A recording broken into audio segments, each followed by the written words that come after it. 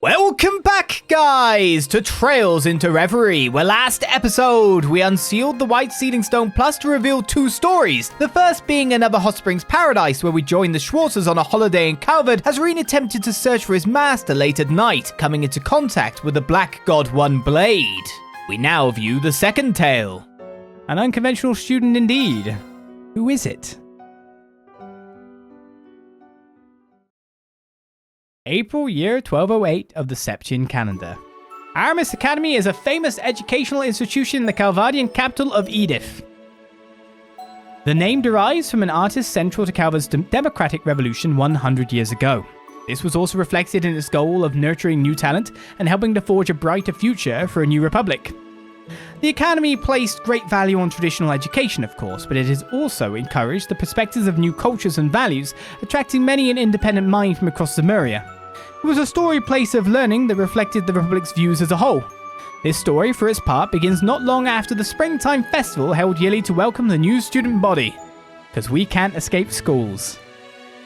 It was just another morning at the Academy, countless students shuffling through its grounds, when one of them in particular happened to draw an unusual amount of attention.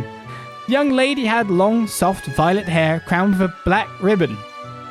Her figure had been cut very respectably as she matured into a young woman of 17 years, and yet her face still held traces of girlhood days bygone.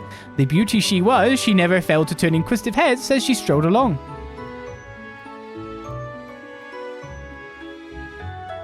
Very bright. Her name was Renne Bright.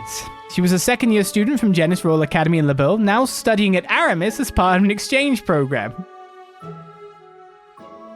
She had only just arrived in the spring. Ren's goal in attending was not to further her education. She had been considered highly gifted since she was a child, having already earned several doctorates in years past, yes, and there was little more a new academy could reasonably teach her. Her goal in reality was to use it as a front to operate freely in Calvard. I bet. You can't stay away from the story, can you? It was hard to find one better than being a student. She already found the role relatively foolproof during her time at Genis. Even if there were limits to how much a student could get away with, society as a whole was soft on school children. To move freely would also require drawing as little attention as possible. She aimed to conduct herself modestly, as any elegant young lady who wished to remain unseen should during her time at Aramis. There was just one very big problem with this plan. Good morning, Miss Bright. Isn't she just gorgeous? Look, I see her. She's so beautiful, and everyone says she's just as smart too. All she had to do was walk down the hall to be showered with greetings and whispers of envy and admiration. Her looks alone were already enough to make her the talk of the school, but after one of the teachers let slip that she received a perfect score on her entrance exam, there was suddenly not a single person who didn't know her name. The other students cared not how much she wanted to avoid drawing attention. She was getting it, whether she liked it or not.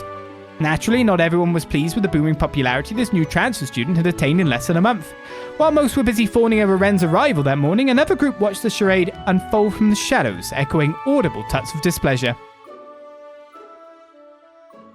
Ren had yet to be enrolled in any clubs, so as soon as the day's lessons had come to an end, she packed her belongings and stood to leave. A word, if I may, Miss Bright.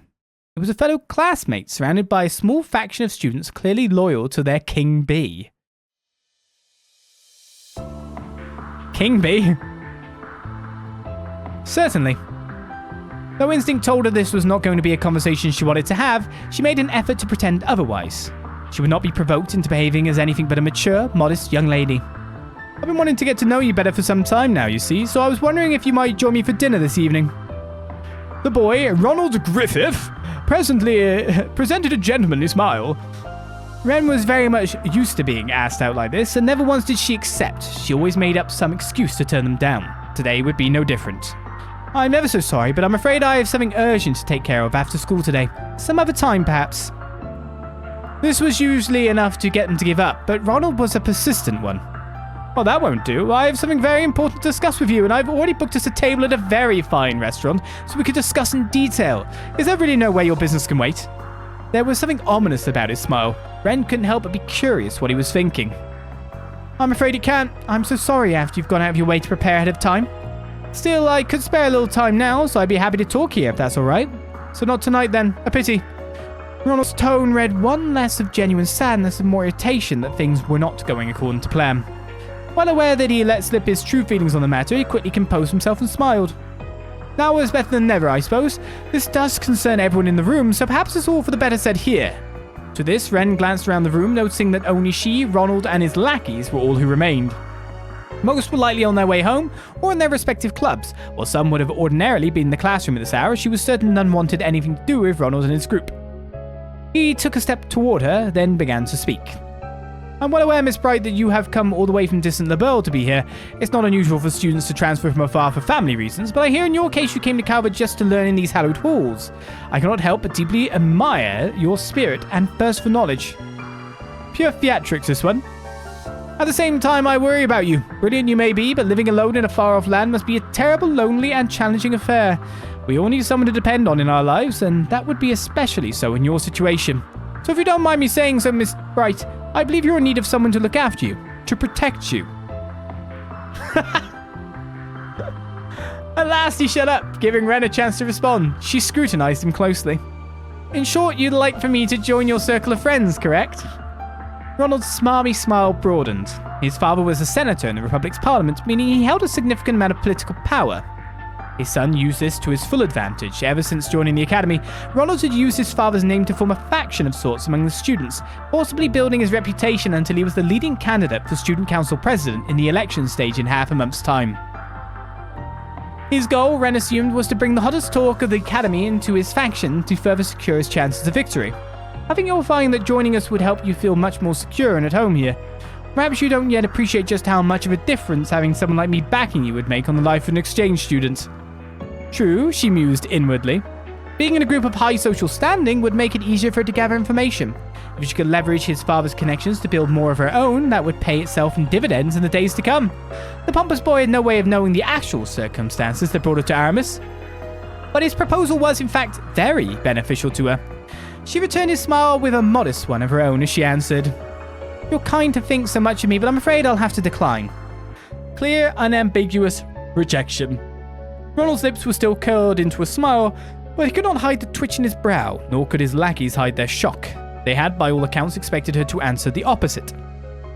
Are you sure you won't reconsider, Miss Bright? Surely someone as brilliant as yourself can see why accepting my offer would be in your best interest. I fear if you don't now, you may well come to regret it. The last words were a hair slower and deliberate to intimidate her. Renne, of course, was never going to fall for it. I'll admit it is a tempting proposal, tempting enough to inspire one to consider helping a certain someone win the student council election. If only that someone weren't you. What did you say? The sudden taunt caught him completely off guard, resulting in a flare of irritation escaping him. Renne, for her part, was unruffled by the change. I imagine you don't need me to explain why, but I will to be sure.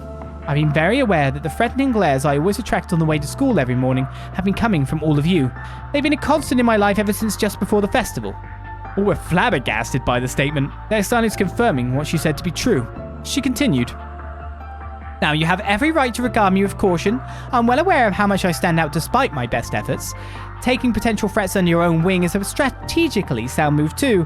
However, that your target was so easily able to see through your scheme shows everyone here just how inept you really are. I have better things to do than assist someone so incompetent and small-minded. With a shrug and a sigh in a somewhat dramatic fashion, Renne stood before Ronald, his shoulders trembling from rage. Good day to you all.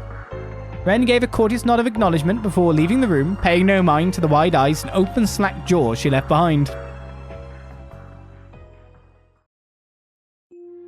So Aga ended up getting pretty beat up from another one of Mum's crazy jobs she threw at him.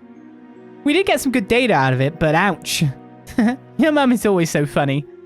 That night in the dormitory, Renne and Tita were engrossed in deep conversation through their laptops. Oh my god, Tita's growing up too. How tall is she now? What the hell? This is boggling for me. But it's always same old with all of you. I'm surprised there's anything of Agate left with how often you tell me she has him nearly facing death. You two are in a rut. I know something that could spice things up. Maybe try adding a little romance to the mix, like a couple of bright-eyed lovebirds we know. But we have agreed to go somewhere next week, so we're not in a complete rut. Well, isn't that something? The stairs to adulthood await you, my dear friend. Renne? Tita graduated from the branch campus in Erebonia just as Renne left for Calvard, leaving them no time to spend with one another in person. That wasn't ideal, of course, but from a hint of sadness came the habit of talking like this once a week so they could stay in each other's lives. They discussed anything, from their new lives and environments to the fruits of their research, occasionally stumbling into a serious topical matter or two along the way. Sounds like a legal confrontation between the Verne Company and Epstein Foundation is inevitable at this point. I know. I can't believe this is really happening. Both frowned at their screens. A recent development concerning the Calvardian industrial giant Verne Company had become a key source of concern for them of late.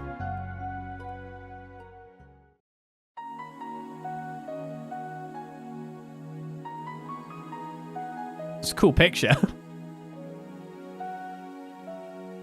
It began soon after Crossbell returned to normalcy after the Supreme Leader's takeover the previous year. Professor Erica Russell approached the Verne Company to propose that they join the West Zamurian Tech Union that she'd been hard at work forming. And to no one's surprise, they refused. But before Erica and the rest of the engineers involved could even finish getting ready to go and change Verne's mind, something happened to make the Union the least of anyone's priorities. The independent development of a new generation of orbments and their generations-long partner in this subset of technology, the Epstein Foundation, would not be a collaborator. The latter had been key supporters of Zamuria's orbment development and orbital technology in general since their very inception. Battle orbments were no exception to this. The Foundation had known their way around them since the very first model, drafting the incredible concept that had been used as a base ever since. Even the Reinford Company, before the Battle of Jormungand, had not thought to develop their Arcus models on their own, instead favouring to develop them in partnership with the Storied Institute. The announcement was, quite simply, unprecedented, and it sent shockwaves throughout the industry. The Epstein Foundation was also less than pleased about being cast aside in this manner. While there were certain legal concerns regarding who owned the patent to this technology, the greater concern was that their stable position in the industry as a whole was now becoming unstable. They initially responded by attempting to resolve this through peaceful means, but when those attempts proved fruitless, it was reported that they were preparing for what could only be an ugly international legal dispute. I'd say Verne has the upper hand if this ever makes it to court. Unlike their previous Ramda orbments, this 6th generation is designed to set a whole new standard. All of its main features are packed with new tech, with some new features still being kept under wraps. I wonder what those are. What could they be trying to develop that's important enough to ruin their relationship with the Foundation? Though I have heard about the government telling the Verne Company to focus more on weapons development. I have too. It sounds like they're planning to significantly revamp the military's weaponry. The official story is that they're planning on slimming the military down, but if they're pairing that with the latest in weapons development, then they're still just as powerful, maybe more so. As part of the war ceasefire agreement, Erebonia was required to downsize their military, bringing it more in line with that of Calvard's. Yet if the Republic were to expand the capabilities of its military, this recently forced equilibrium in superpowers would be quickly broken. Whatever may be true, but I've got a lot of questions I need answers to. Maybe it would be worth visiting the Verne Company's headquarters in Basel at some point. Basel? You haven't learned anything more about where Professor Hamilton is at the moment, right? Nothing new or concrete, at least. It sounds like she's continuing her research eastward, but I haven't heard anything more specific than that. Mum and Grandpa haven't had any luck in contacting her either. I'm not surprised, since that area isn't very well connected, but it's still unfortunate. She's a lot more personable than Professor Schmidt, so having her on our side would help a lot. Tita could only laugh. Yeah, there's a lot of worrying stories going around now about PMCs and stuff like that. It makes me wonder if none of this would even be happening if she was still acting as an advisor for the Verne Company. The deeper into the conversation they went, the more Tita could feel her spirits sinking.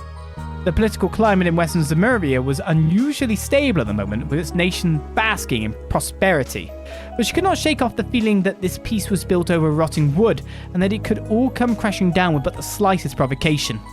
This was becoming especially true in the tech world, as it had undergone rapid growth in recent years compared to other fields, so rapid in fact that no base could possibly sustain its sudden weight without cracks beginning to form. Try not to dwell too much on the worst case scenario, Tita. This piece might rest on a knife's edge, but there's still plenty we can do to preserve it. That's why I'm here right now, and that's also why you're working so hard too. We could find a million problems in the world if we wanted, but pessimism isn't going to make them go away, right? The words filled Tita with the right amount of comfort she needed in that precise moment. Yeah, I guess you're right. Thanks, Renne.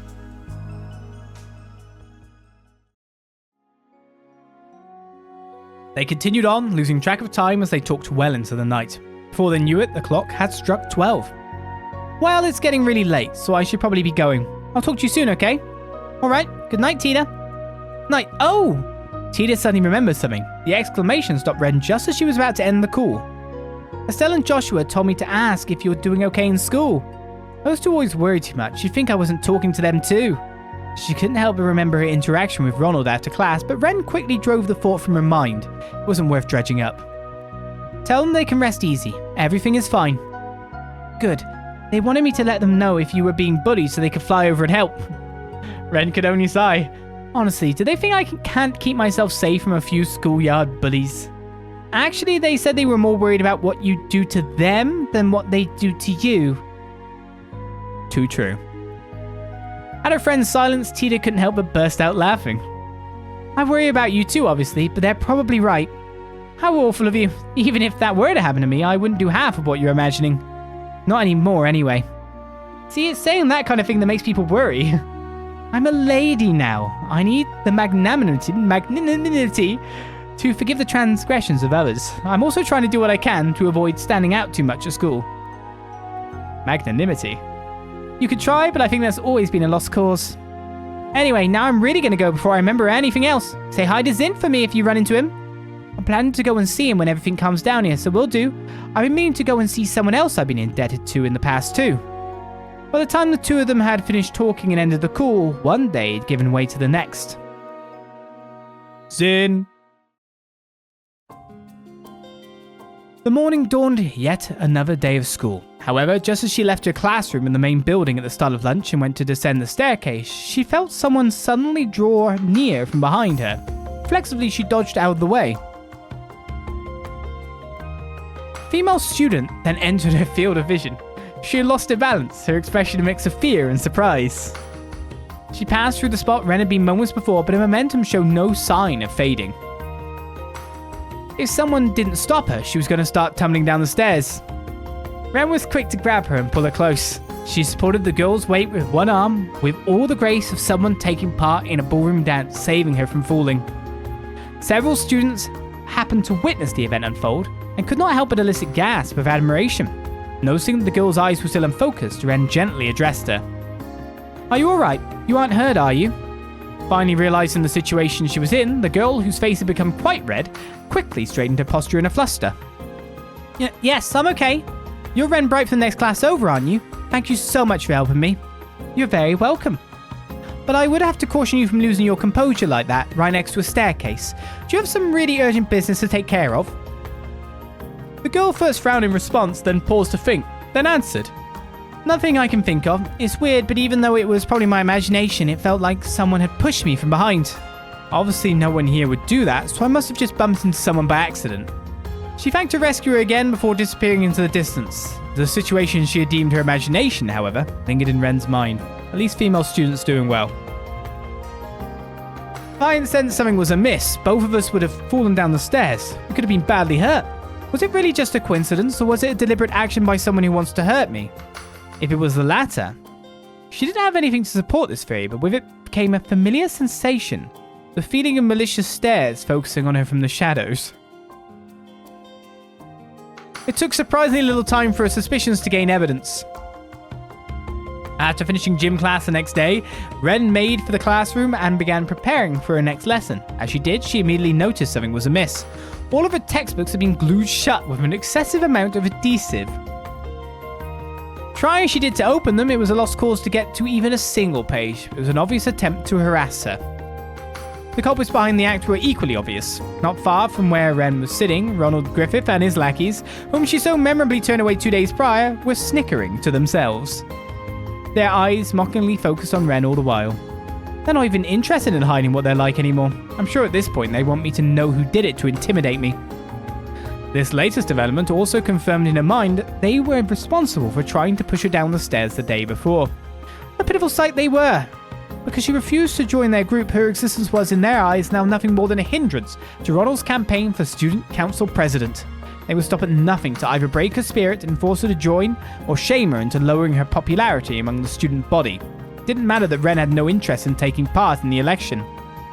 After further inspecting the state of her textbooks, Ren's expression grew difficult to read.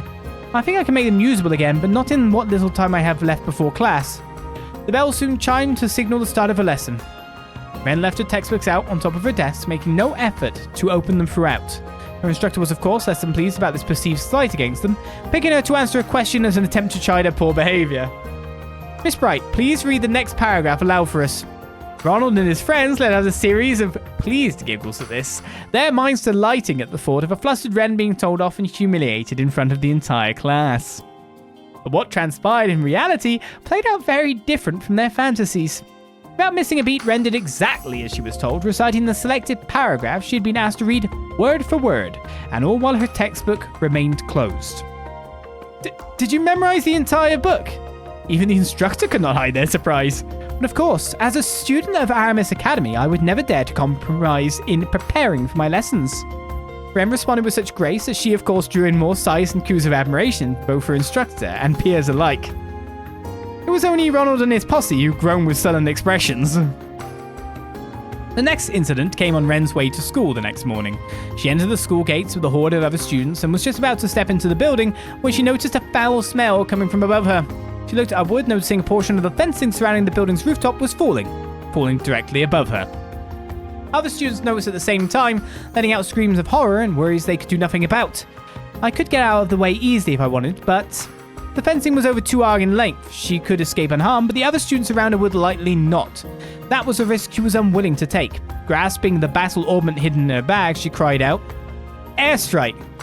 A sphere of wind formed in response to her incantation flying upward at high speeds. She carefully controlled its power so that instead of sending the fence flying, it simply cancelled out with some momentum instead, allowing her to hop and catch it with ease. This was no accident. Smell makes it obvious. It was a distinct scent of a liquid extracted from a certain plant monster. One of its properties was to imitate the natural corrosion of metal, resulting in its application in certain solvents. This made the fence falling a deliberate action the perpetrator had been trying to disguise as an accident. With Ren having been the target of several malicious acts already, the culprit was clear. Again, she could feel the presence of those familiar, hateful stares pouring into her from the shadows. But again, as well, they were not the only ones with eyes on her. Whoa! That was awesome! Did you see that? Is there anything she can't do? Ren's quiet meditation was disrupted by a multitude of cheers and applause from all around her. As if she were a performer just about to leave the stage, she gave an elegant bow in response. This would not be the last time she endured harassment from Ronald's group, but each and every time they thought they bested her, she would handle herself with exemplary skill, their efforts only serving to make her more popular. The state of affairs continued for several more days before a seemingly out of patience Ronald summoned Ren behind the school building after lessons were over for a day. He stood oppressively before her, his lackeys behind him, with the composure he attempted to feign before, now replaced by a plain, vile anger.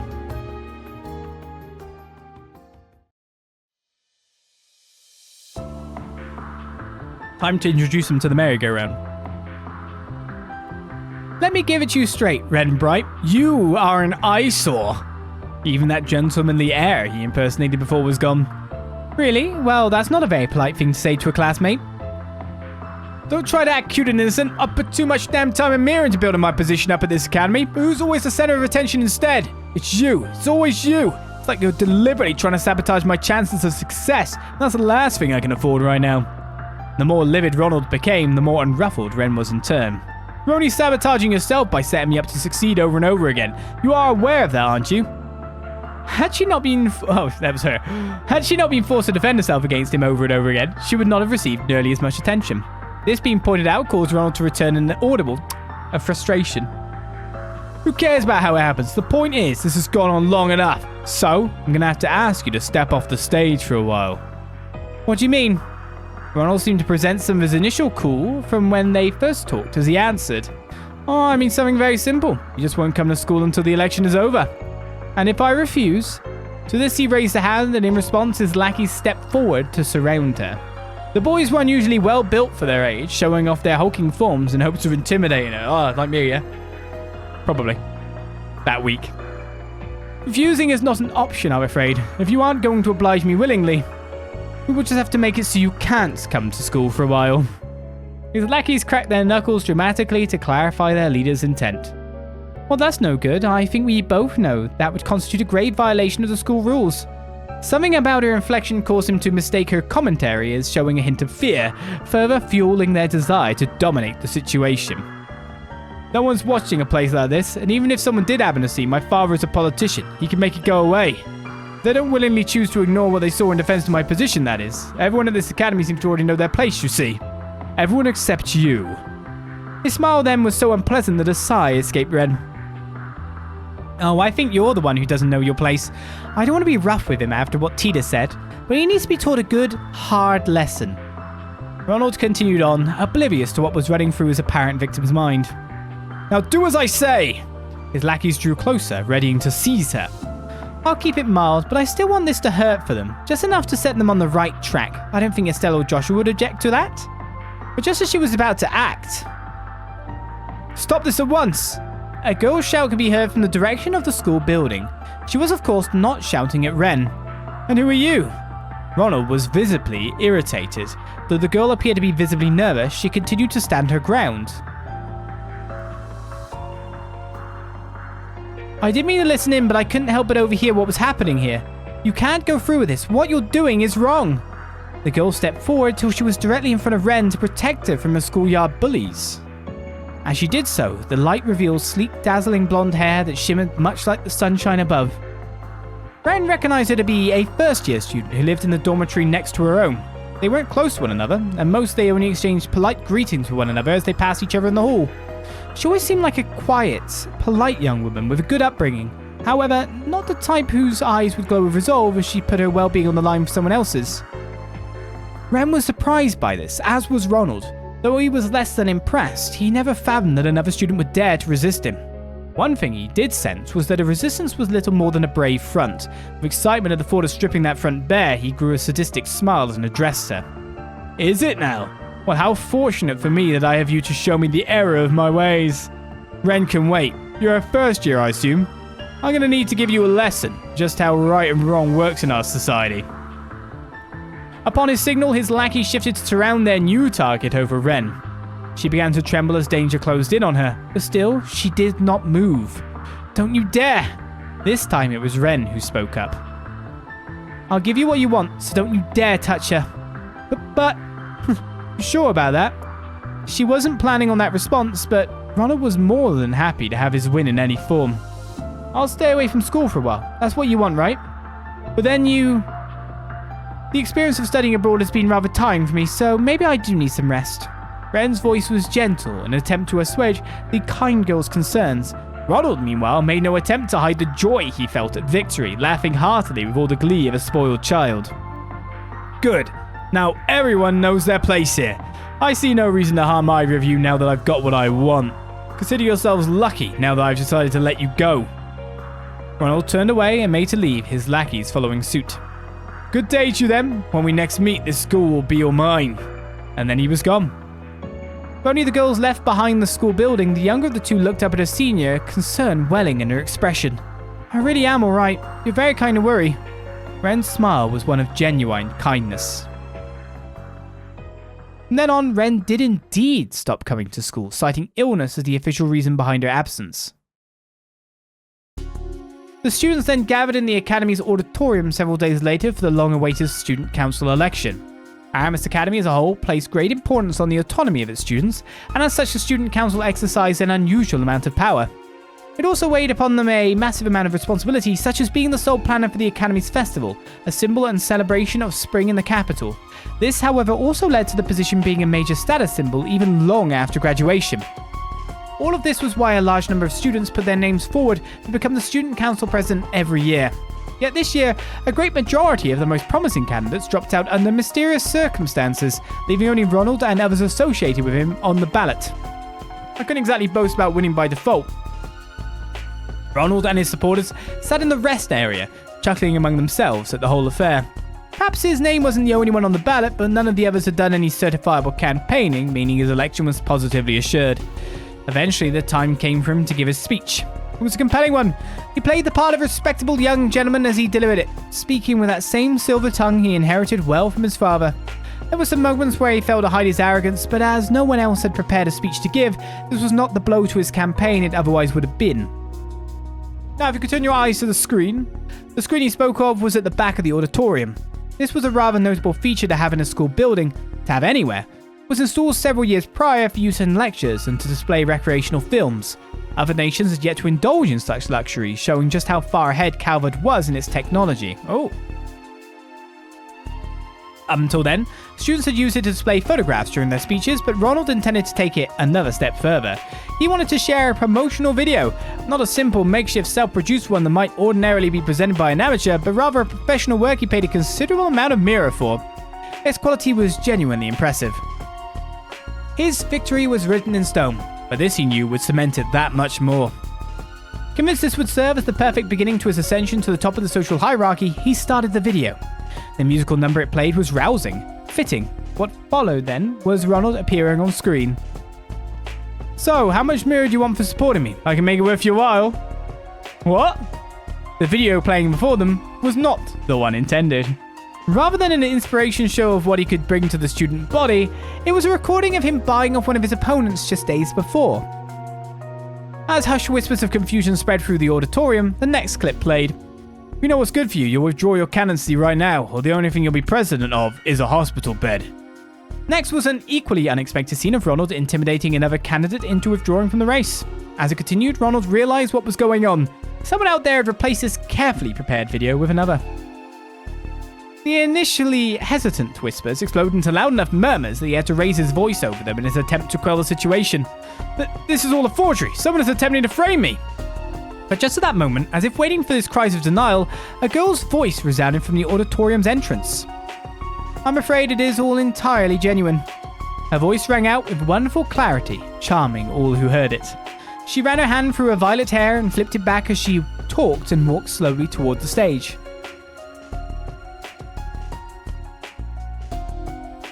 Bribing potential threats, blackmailing, threatening, even executing violence against others, and many other cases of bullying besides. You were guilty on every single count, Ronald Griffith. Before anyone could fully understand what was happening, this student was on the stage and staring Ronald down. All eyes were fixed upon this elegant figure. Indeed, without any effort at all, she had the air of a protagonist from some epic tale, making a long-awaited appearance. Damn it, Renne Bright, must you insist on getting in my way at every turn? He growled through a sheet of sheer anger. In contrast, the recently absent Rean responded with brilliant composure. You're the one getting in the way of the fair running of this important election. Your countless crimes have made a mockery of the whole process. Rean then turned from Ronald to the rest of the student body as she continued to list his crimes alongside the still-running video. Some elicited frowns, others sympathy, others complete silence, but by the time she was finished, all were united in a single overpowering emotion. Anger. It brings me no joy to say this about a fellow student, but I'm afraid it must be said. Ronald Griffith, you do not deserve to even attend this prestigious academy, much less be the president of its student council. Similar censure from other students followed in rapid succession. Yeah, she's right. Stop ruining our academy. You've gone too far. Ren's accusation wasn't the only reason for their anger. The students of Aramis had long loathed Ronald's oppressive behavior. They only hadn't spoken out before because they were afraid of his father's power. Now they realized he could be stopped. Their anger had reached an explosive, boiling point. Ronald suddenly found himself at the center of a torrent of abuse. He looked to his lackeys for support, but even they refused to meet his gaze. It then dawned on him just how fragile all he thought he built was. Rage gave way to an instant deep despair, and casting a glare of pure hatred toward Rean, Ronald hurriedly sprinted out of the auditorium. Only when he was completely out of sight did the air erupt with cheers of joy. In the end, addressing the aftermath of the election took long enough that by the time she left for the gates, it was already evening. Yet even with how late it was, instead of walking her usual route home, she stepped off the path to enter an entirely unoccupied park. How does this work? No one is going to interrupt us here, so how about you come on out?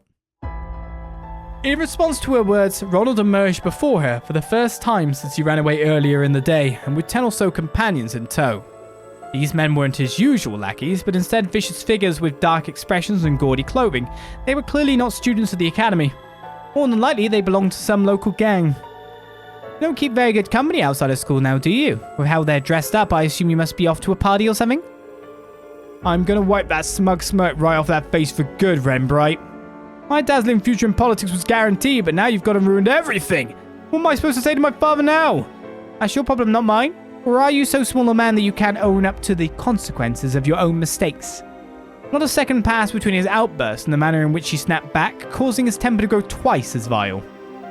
That's it. I don't care what it takes. You were going to pay for thinking you could cross me and get away with it. Have at her. There won't be any consequences for going too far. My father will see to that. The men sprang into motion upon Ronald's signal. What followed made them doubt their eyes. The backside of the blade? Maybe not. Ronald could not understand what just unfolded before him. His eyes relayed the information well enough, but his mind rejected it completely. A second after he ordered his new lackeys to attack, Renne produced a monstrously sized black and gold scythe from thin air. This in itself was beyond comprehension, but it wasn't the last thing to be so. The scene was like a cat toying with a powerless cornered mouse, except in this shocking case, Ren was the cat and his men were the mice. They surrounded her at first, and yet all it took was a single swing of her conjured weapon to cause most of them to collapse to the ground. In less than 10 seconds, their confidence had crumbled with their bodies. The mice made to scurry as fast as they could, but the cat gleefully gave chase. There were even moments where she let a few think they had gone away, only for her to immediately close the gap between them. It was only after she was bored that she would knock them unconscious like the rest. Then she would seek delight in her next hunt. Like heavy sacks of potatoes, the men fell one by one, one by one, one by one, until only Ren and Ronald were left.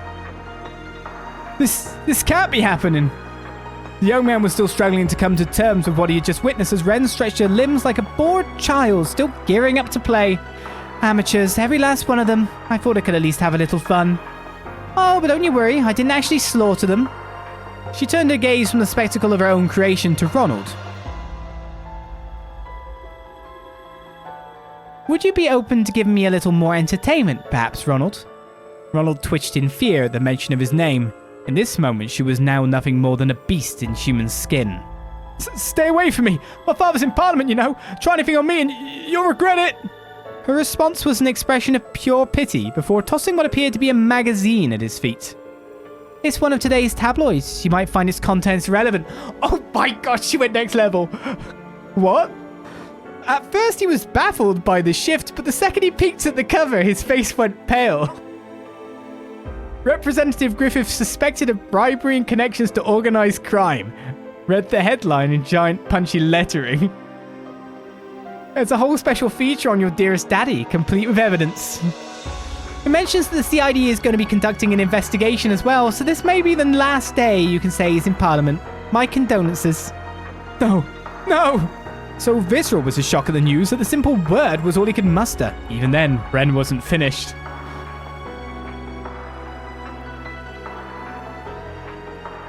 So now that he's been removed from the equation, I'll ask again.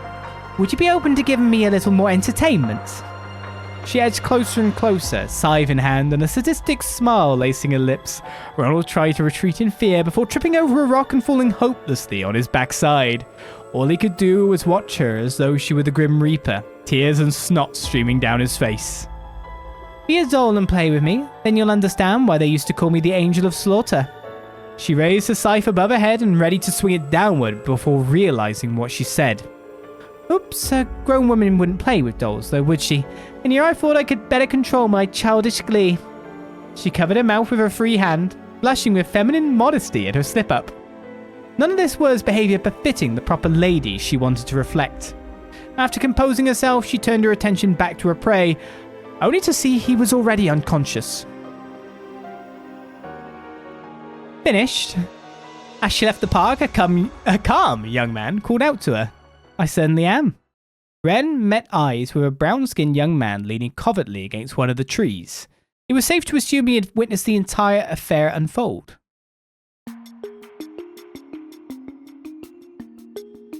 He glanced inside the park for a brief moment before speaking with slight but genuine admiration. You really are something. In what way? In every way. Even if I was more struck by the hacking abilities of the famous Kitty than the combat prowess of the infamous Angel of Slaughter. Still hard to believe you managed to find dirt on his bigwig dag that easily. Ren's response was matter of fact, showing no sign his praise had gone to her head. Most people just aren't as cautious about cybersecurity as they ought to be, understandable of how new most are to it. Of course, it isn't nearly as easy as this was when you're dealing with leading corporations and politicians at the top of the food chain.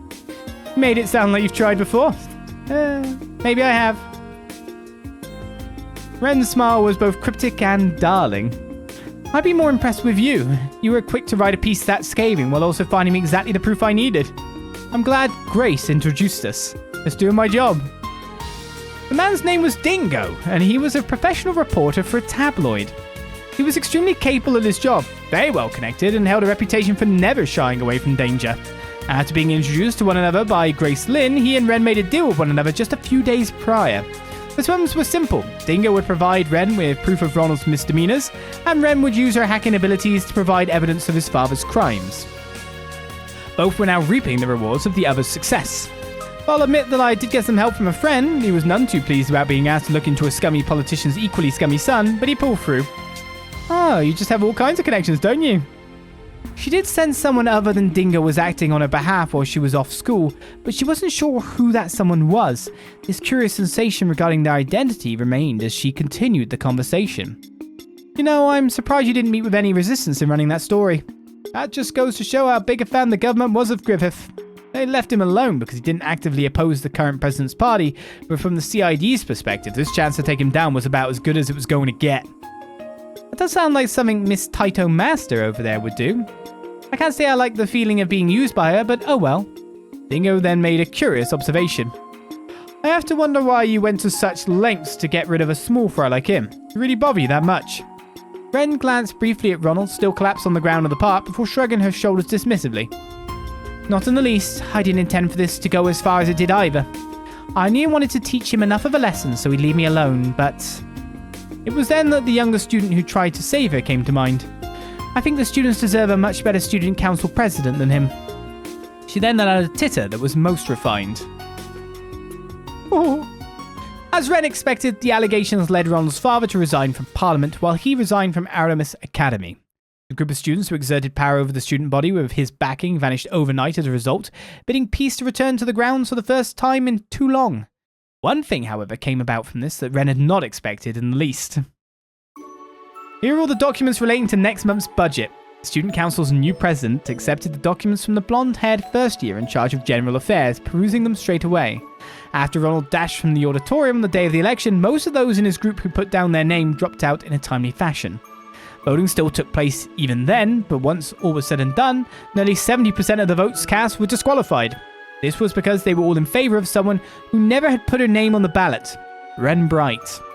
Aramis Academy was known for how little its staff interfered with the many liberties it gave its students, but this time the staff was clearly concerned that dissatisfaction with Ronald was going to present dire problems in the future. The teachers then chose to directly negotiate with Ren, and in the face of such fervent demand, she reluctantly accepted the position of student council president. None of her duties posed a challenge to her, but by accepting it, she had completely and utterly failed her initial goal of avoiding attention. I wonder if this is how the Forest Branch campus' first student council president felt when he was elected. Even I couldn't believe it when Tita told me. Alright, it is what it is, I suppose. I'll just have to make use of this as best I can.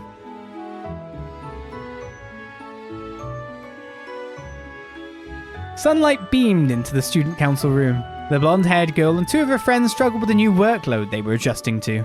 As Ren sat there, ears open to random talk and the occasional grumble, a thought crossed her mind. She had no end of real-world worries. The problems arising from rapid technological development, the society's next move, the ominous winds of change blustering over Calvard.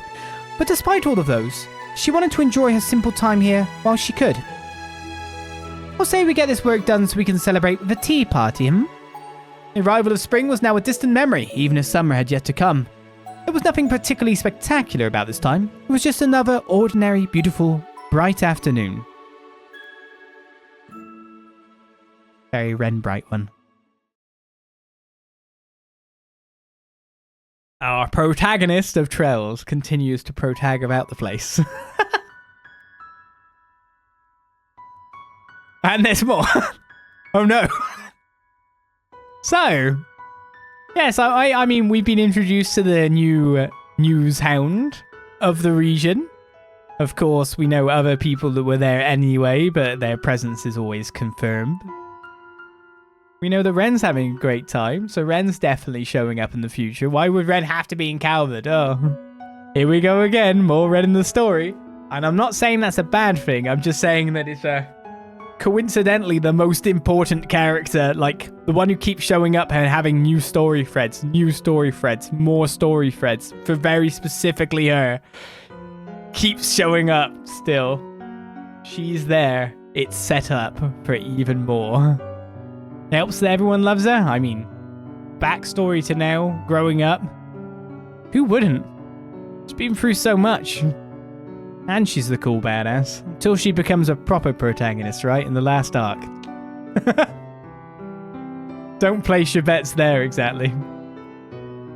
Female student is having a great time. Even now, leader of general affairs, by the sound of it. I don't know, it's a different female student that fell downstairs, right?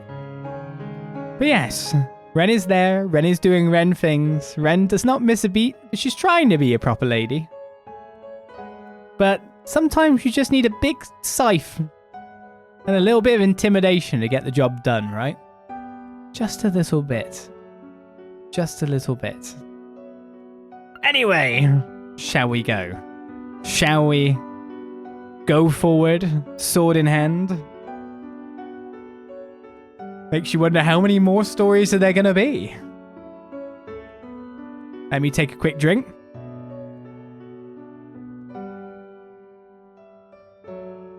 Because if it's all reading again, I'm not going to get much of a break.